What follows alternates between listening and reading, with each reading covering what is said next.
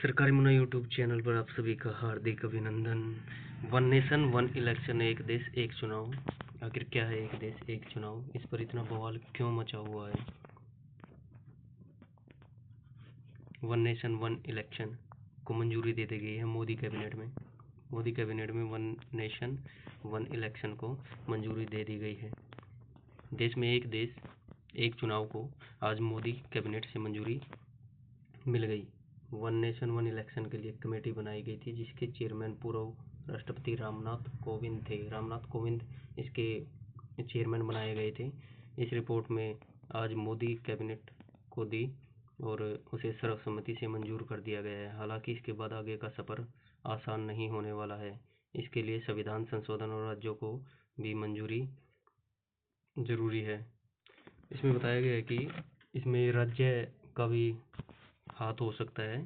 जो भी राज्य होंगे उनसे भी सर्वसम्मति से मंजूरी मिलना ज़रूरी है। इसमें अगर वो मंजूर करेंगे तभी ये लागू हो पाएगा। अगर कोई राज्य, एक तिहाई राज्य इसमें मना कर देते हैं तो इसको पास नहीं किया जाएगा।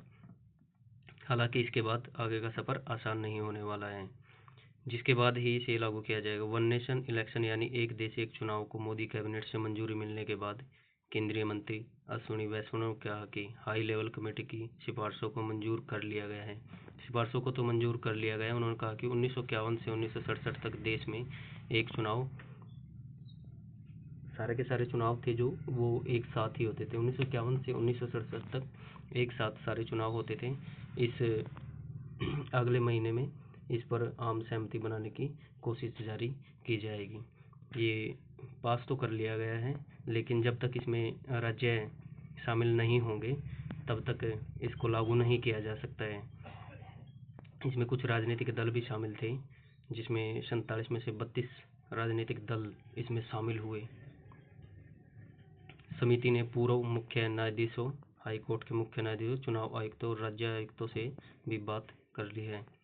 एक देश एक चुनाव 2 चरणों में लागू होगा। पहले चरण में सबसे मेन बात ये है कि इसमें 2 चरणों में हो गए। लोकसभा और विधानसभा चुनाव एक साथ होंगे। लोकसभा और विधानसभा चुनाव होंगे एक साथ। दूसरे चरण में स्थानीय निकाय चुनाव, पंचायत और नगर पालिका होंगे। दूसरे चरण में होंगे जो स्थानीय निकाय चुनाव होते हैं, पंचायत और नगर पालिका के जो होते हैं चुनाव, उसको दूसरे चरण में करा लिया जाएगा। अभी के लिए इतना ही। आगे जैसे भी कोई अपडेट आती है सबसे पहले सरकारी मुन्ना यूट्यूब चैनल आप तक पहुंचाने का कार्य करेगा। कृपया चैनल को ज़रूर सब्सक्राइब कर लीजिएगा। धन्यवाद।